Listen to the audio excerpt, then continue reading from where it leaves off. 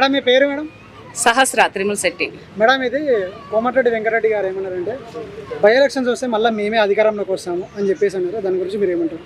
By elections వస్తే మళ్ళీ అధికారంలోకి రావాలి అంటే అండి, కోమటిరెడ్డి వెంకటరెడ్డి గారు మీరు ఎప్పటి నుంచో రాజకీయంలో ఉన్నారు. మరి మీ బై బర్త్ రాజకీయ నాయకులా లేకపోతే మీరు ఫ్యాషన్ కొలది రాజకీయంలోకి వచ్చారా అనేది నాకైతే తెలియదు. కానీ ఫస్ట్ మనం ప్రజలకు సేవ చేస్తే మనం ఇచ్చిన హామీలని తెలంగాణ రాష్ట్రం వరకు ప్రతి జిల్లాలో ప్రతి నియోజకవర్గంలో నెరవేర్చుకుంటే బై ఎలక్షన్లో కాదు ఇంకా 15-20 ఏళ్ల వరకు కూడా మన ప్రభుత్వమే ఉంటుంది.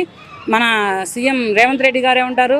లేకపోతే ఈసారి సీఎం మీరు అవ్వచ్చు, లేకపోతే డిప్యూటీ సీఎం గారు అవ్వచ్చు, లేకపోతే ఎవరైనా సీఎం అవ్వచ్చు. సీఎం అవ్వడం అనేది కాదు, ఫస్ట్ ఇక్కడ కాంగ్రెస్ ప్రభుత్వం తెలంగాణ రాష్ట్రంలో నిలబడాలి అంటే ఇక్కడ ఎవరైనా కానీ మన తెలంగాణ రాష్ట్రంలో కాంగ్రెస్ ప్రభుత్వం తరపు నుంచి నాయకులై ఈ రాష్ట్రాన్ని ఏలాలి అంటే ఫస్ట్ మనం ఇచ్చిన హామీలని నెరవేర్చాలి. ఇప్పుడు ప్రజెంట్లీ ఉన్నదాన్ని బట్టి ఎందుకని అంటే ఇప్పుడు ఏదైనా సరే లంచాలు అడుగుతున్నారు. లంచం వేసైనా మంచం ఎక్కుతాం అంటున్నారు. మరి మంచం ఎరగొడతారా, లంచం తీసుకుంటారా?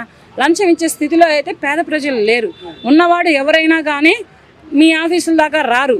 వాడు ఎక్కడ కూర్చోవాలి అక్కడ కూర్చుంటాడు, ఫోన్లో నొక్కుతాడు, వాడు పని వాడు చేసుకుంటాడు, వెళ్ళిపోతాడు. కానీ పేద ప్రజల పరిస్థితి ఏంటి? పూటకి కూలీ నాలి చేసుకొని బ్రతికే వాళ్ళ పరిస్థితి ఏంటి? వాళ్ళు ఎంతవరకు మీ ఉన్నంత వరకు లంచాలనే ఇచ్చుకుంటారు. లంచం అనేది ఇచ్చి వాళ్ళ పనులు వాళ్ళు చేసుకుంటూ వెళ్తారు. ఇది కూడా కొంచెం గమనించండి. ఇప్పుడు ఇందిరమ్మ ఇళ్ళులే ఉన్నాయి, వాటికి ఎంతవరకు లంచాలు తీసుకుంటున్నారో తెలియదు. ఫ్రీ గ్యాసే ఉంది, దానికి ఎంతవరకు లంచం వెళ్తుందో తెలియదు. రైతు భరోసానే ఉంది, దానికి ఎంతవరకు లంచం వెళ్తుందో తెలియదు. ఫ్రీ బస్ అంటే ఫ్రీ బస్ వెళ్ళిపోయింది ఎట్లాగో. ఇంకా మిగతా స్థలాలు ఏంటి, ఏ స్థలం ఉన్నవాడికి ఇల్లు కట్టుకోవడానికి అమౌంట్ ఇస్తానని చెప్పారు రేవంత్ రెడ్డి గారు.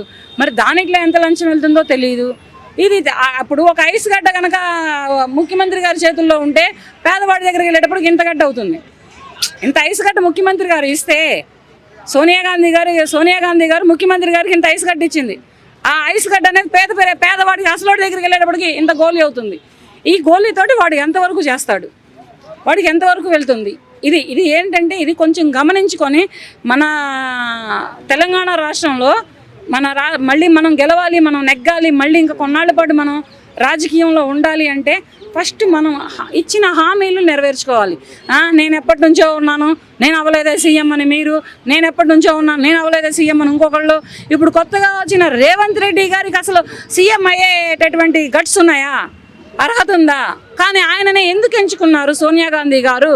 కరెక్ట్ అయిన తెలంగాణ రాష్ట్రానికి ఎగస్ పార్టీ బీఆర్ఎస్ పార్టీకి ఉన్నటువంటి రంకు మొగుడు ఇంటి మొగుడు ఎవరమ్మా అంటే రేవంత్ రెడ్డి గారు. కనుకనే ఆయన ఎంచుకున్నారు. ఎందుకంటే మీరందరూ ఎవరో నాకు తెలియదు, మీరందరూ కాంగ్రెస్ ప్రభుత్వంలో ఎప్పటి నుంచి ఉంటున్నారో నాకు తెలియదు. కానీ ఇతను ఒకప్పుడు రాష్ట్రం కలిసి ఉన్నప్పుడు, రెండు రాష్ట్రాలు కలిసి ఉన్నప్పుడు ఒక పార్టీలో ఉన్న వ్యక్తి కొన్ని అనివార్య కారణాల వలన కాంగ్రెస్ పార్టీలోకి వెళ్ళిన కొన్ని రోజులకే అసలు తెలియకుండా సీఎం అయిపోయారు. అంటే అతనికి సీఎం పదవిని ఎందుకు అంటగట్టిన తర్వాత సీఎం పదవిలో ప్రజలు పట్టం కట్టిన తర్వాత అతను ఎందుకు సైలెంట్ అయిపోయాడు, ప్రజల్లోకి ఎందుకని రాలేకపోతున్నాడు? లేకపోతే ఇంత ముందులో ఎమ్మెల్యేగానో ఎంపీగానో ఉంటే ఆయన ఒక్కసారి గర్జిస్తే తెలంగాణ రాష్ట్రం మొత్తం వినపడేది. ఒక్కసారి పులిలా గాండ్రం అంటే తెలంగాణ రాష్ట్రం మొత్తం 2 రాష్ట్రాలకు వినపడగలిగేటటువంటి వాయిస్ అండ్ స్టామినా ఉన్నటువంటి రేవంత్ రెడ్డి గారు, ఇప్పుడు ప్రజెంట్లీ సీఎంగా ఉన్నటువంటి రేవంత్ రెడ్డి గారు సైలెంట్గా ఉన్నారు. చప్పగా ఉంది ప్రభుత్వం. ఇక్కడ ఏంటంటే నేను కూడా కొన్ని తెలంగాణ రాష్ట్రంలో కొన్ని నియోజకవర్గాలు తిరిగాను, కొన్ని జిల్లాలు తిరిగాను, కొన్ని ఊర్లు తిరిగాను. కానీ ఈ ప్రభుత్వం మీద ఎత్తిపోసినంత దుమ్మే కానీ, ఈ ప్రభుత్వం మీద ఎత్తిపోసినంత మట్టే కానీ, ఈ ప్రభుత్వాన్ని తిట్టుకుంటున్నంత తిట్టుకోవడమే కానీ ఎక్కడ తిట్టుకోలేదు. బీఆర్ఎస్లో తిట్టుకున్నారో లేదో తెలియదు, నేను అప్పుడు వెళ్ళలేదు. ఎందుకంటే నేను రేవంత్ రెడ్డి గారికి వీర ఫ్యాన్ని, మామూలు ఫ్యాన్ కదా, ఆయన సీఎం బిఫోర్ ఫ్యాన్ నేను. ఆయన ఒక ఎమ్మెల్యే ఎంపీగా ఉన్నటువంటి అప్పటి నుంచి నేను అతనికి ఒక ఫ్యాన్ని. రేవంత్ రెడ్డి గారు అంటేనే కళ్ళల్లో జిగేలు మన వస్తుంది. అదొక ఆనందం. ఆయన పేరు చూసినా, ఆయన వర్షిని చూసినా కానీ అదొక ఆనందంగా ఉండేది నాకు అప్పుడు. కానీ అంతటి ఆనందం ఇతను సీఎం అయిన తర్వాత అయినా ఉంది, లేదనట్లేదు. తన పవర్ అతనికి ఉంది. ఇప్పటికీ కూడా రేవంత్ రెడ్డి గారు అంటే నా కళ్ళల్లో ఉండే ఆనందం నా కళ్ళల్లోనే ఉంటుంది.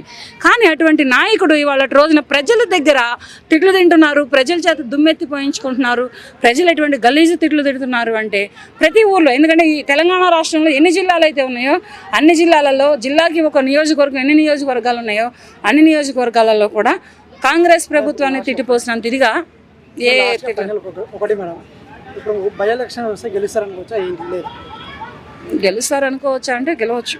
ఏంటంటే అదే నేను చెప్పాను కదా, బై ఎలక్షన్లో మేమే వస్తామని కోమటిరెడ్డి వెంకటరెడ్డి గారు చెప్పిన మాటకి వీళ్ళు చేసే సేవను బట్టి బై ఎలక్షన్లో వీళ్ళదే పై చేయవుతుంది. థ్యాంక్ యూ అండి. అన్న చెప్పండి, ఈరోజు సుప్రీంకోర్టు తీసుకున్న నిర్ణయాన్ని ఎట్లా చూడొచ్చు? ఇక ఒకవైపు బీఆర్ఎస్ నేతలు అయితే వాళ్ళు హర్షం వ్యక్తం చేస్తున్నారు. 3 నెలల్లో ఉప ఎన్నికలు రాబోతున్నా అనుకోవచ్చా? ఏం చెప్తారు? 100% వస్తాయి. ఇవాళ వాళ్ళు నేరుగా గిట సుప్రీంకోర్టు ఇచ్చినటువంటి తీర్పుకి ఇవాళ స్పీకర్ గారికి ఇచ్చింది. ఇవాళ తెలంగాణ ఈ 10 మంది ఎమ్మెల్యేలు నిజమైనటువంటి నిష్కాసమైనటువంటి లీడర్లు అయితే గిట ఇలా వాళ్ళ కాన్స్టిట్యూన్సీల ప్రజల్ని మోసం చేయనట్టయితే కంపల్సరీ రాజీనామా చేసి ఎలక్షన్కి పోతారు. ఇలా ఒకవేళ సుప్రీంకోర్టు గిట్ట వీళ్ళకి అనర్థ వేటు వేసిందనుకో, ఆ వేటు వేసిన తర్వాత వీళ్ళకి ఉన్నటువంటి పరువు పోతుంది. వీళ్ళు నెక్స్ట్ బై ఎలక్షన్లో వీళ్ళు కూడా గెలవరు. ఎందుకంటే వీళ్ళు చూసుకుంటే గిట్ట ఈ ప్రాంతం ఇప్పుడు చూసుకుంటే తెలంగాణ టీఆర్ఎస్ నుంచి వీళ్ళంతా కరంబడుతుంది కేసీఆర్ గారి బొమ్మ మీదనే గెలిచినటువంటి ఎమ్మెల్యేలు. ఇలా వ్యక్తిగతంగా గెలిచినటువంటి ఎమ్మెల్యేలు కాదు వీళ్ళు. కేసీఆర్ గారు లేకుండా అసలు గెలిపేలేదు వీళ్ళది. ఎందుకంటే ఇలా స్పీకర్ గారికి ఇచ్చింది. మరి తెలంగాణ రాష్ట్రంలో ఉన్నటువంటి ప్రజానికం కానీ తెలంగాణ రాష్ట్రంలో ఉన్నటువంటి స్పీకర్ కానీ గవర్నమెంట్ కానీ ఏ విధంగా మరి ప్రజల పక్షాన్ని నిలబడిందా, మరి పార్టీల పక్షాన్ని నిలబడిందా, మరి అధికార పక్షాన్ని నిలబడిందా అని చెప్పేసి ఇలా స్పీకర్ గారికి సుప్రీంకోర్టు ఇవ్వడం జరిగింది. ఇలా మనం చూసుకుంటే దేశ చరిత్రలో ఎప్పుడు కూడా సుప్రీంకోర్టు స్పీకర్కి ఇవ్వలేదు ఏమని మీరు నిర్ణయం తీసుకోరని. అంటే స్పీకర్ గారికి ఇచ్చినట్టే చూడాల్సి ఉంది. మరి స్పీకరు ప్రభుత్వానికి పనిచేస్తాడా, మరి ప్రజల కోసం పనిచేస్తాడా అనే విధంగా తెలుసుకోవడానికి చూస్తారు. ఏదేమైనప్పటికీ కూడా ఈ 10 మంది ఎమ్మెల్యేలల్లో ముఖ్యంగా వేట్ అనేది దానం నాగేందర్ గారికి కంపల్సరీ పడుతుందండి. దానం నాగేందర్ గారికి ఎందుకు పడుతుంది అంటే వారు కాంగ్రెస్ పార్టీ నుంచి ఎంపీగా పోటీ చేసినారు. సికింద్రాబాద్ పార్లమెంట్ పోటీ చేశారు కాబట్టి కంపల్సరీ వారు ఆ బీఫామ్ ఫైన్ చేశారు కాబట్టి అఫిడవిట్లో కూడా మన డీటెయిల్స్ అని ఫిలప్ చేసి ఏ పార్టీ నుంచి చేశారంటే అఫిడవిట్ మాత్రం దాఖలు చేస్తారు కాబట్టి కంపల్సరీ దానం నాగేందర్ గారు 100% అతను ఎమ్మెల్యే పదవి పోయే అవకాశం ఉంది. అదేవిధంగా చూసుకుంటే కడియం శ్రీహరికి కూడా పడే అవకాశం ఉంది. ఎందుకంటే వాళ్ళ కూతురు కూడా కడియం కావ్య గారు కూడా ఎంపీగా పోటీ చేశారు. అఫిడవిట్లో ఫాదర్ పేరు కూడా మెన్షన్ చేశారు కాబట్టి కంపల్సరీ వారు కూడా అనర్హత వేటు పడే అవకాశం ఉంది.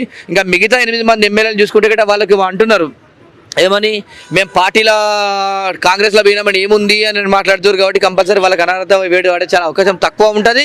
ఏదేమైనప్పటికీ కూడా వాళ్ళని నిరూపించాలంటే వారు పార్టీ కార్యక్రమాలలో పాల్గొనడం కానీ బహిరంగ సభలలో పాల్గొండి ఆ వీడియో ఫుటేజ్ కానీ అవి ఉంటే కంటే కంపల్సరీ వీరిపైన కూడా వేటు పడే అవకాశం ఉంటుంది. కాబట్టి మెయిన్గా దానం నాగేందర్ పైన కంపల్సరీ వేటు పడే అవకాశం ఉంది. ఉప ఎన్నికలు జరిగితే ఎవరికి కలిసి వచ్చే అవకాశం ఉంది ఇక్కడ? కాంగ్రెస్ పార్టీకా బీఆర్ఎస్కా? 2 పార్టీలు వాళ్ళు మేము గెలుస్తామని చెప్పి బీఆర్ఎస్ చెప్తుంది, మేము గెలుస్తామని చెప్పి కాంగ్రెస్ చెప్తుంది.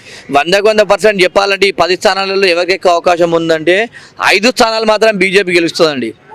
బీజేపీకి ఎందుకంటే రాబోయే రోజుల్లో భవిష్యత్తు కాబట్టి బీజేపీని టీఆర్ఎస్ గెలుస్తుంది. ఎందుకంటే కాంగ్రెస్కి అవకాశం లేదు. ఇలా మనం గ్రామ స్థాయిలో తెలుసుకుంటే ప్రజలందరూ తిడుతున్నారు ఈ కాంగ్రెస్ ప్రభుత్వం పరిపాలన బాగాలేదు, ఈ కాంగ్రెస్ను మనం మధ్యాలని చెప్పేసి. ఎందుకంటే ఇప్పుడు చూసుకుంటే గిట్ట దేనికి ఏమైనప్పటికీ కూడా ఇలా కాంగ్రెస్ పార్టీ నిర్ణయాలు అనేది సరైన నిర్ణయాలు లేవు కాబట్టి కంపల్సరీ టీఆర్ఎస్ పార్టీకి బీజేపీ పార్టీకి అవకాశం ఉంటుంది. స్పీకర్ నిర్ణయం ఏ విధంగా ఉండొచ్చు? రాజ్యాంగానికి కట్టుబడి నిర్ణయం ఉంటుందని చెప్పి మేము ఆశిస్తున్నామని చెప్పి బీఆర్ఎస్ వాళ్ళు అయితే మాట్లాడుతున్నారు. ఎందుకంటే స్పీకర్ గారు కూడా ఇలా రాష్ట్రానికి శాసనసభ వ్యవహారాలు నడిపించారు కాబట్టి వారు అంత పెద్ద హోదా ఉన్నటువంటి ఇలా కంపల్సరీ సుప్రీంకోర్టు స్పీకర్కి ఇచ్చిందంటే వారు ఒక గొప్ప విషయంగా భావించాలి. సుప్రీంకోర్టుని గౌరవించి వీళ్ళు నిజంగానే పార్టీలకి వెళ్ళి జంప్ అయ్యారు, మా పార్టీలకు వచ్చారు అని చెప్పేసి వారిపైన అనర్హత వేటు కట్టిస్తే ఇలా రాష్ట్ర ప్రభుత్వం మీద కూడా సుప్రీంకోర్టుకు మంచి నిర్ణయం ఉంటుంది, మంచి అభిప్రాయం కూడా ఉంటుంది. అదేవిధంగా ప్రజల్ని కూడా అభిప్రాయాన్ని కూడా స్వీకరిస్తారు మంచిగా. ఎందుకంటే ఇలా మీరు వాళ్ళు చేసిన తప్పుని కాదు అని గిట్ట మీరు రిటర్న్గా గిట్ట ఫిల్ఫిల్ చేసి గిట్ట సుప్రీంకోర్టు తప్పుడు ఆలోచనలు గిట్ట చెప్తే గిట్ట కంపల్సరీ ప్రభుత్వం మీద ప్రజలకు వ్యతిరేకత వచ్చే అవకాశం ఉంటుంది. ఇలా తెలంగాణ ప్రజల్ని అదేవిధంగా 10 నియోజకవర్గాలలో ఉన్నటువంటి ప్రజల్ని మోసం చేసినట్టు అవుతుందని చెప్పి తెలియజేస్తున్నా.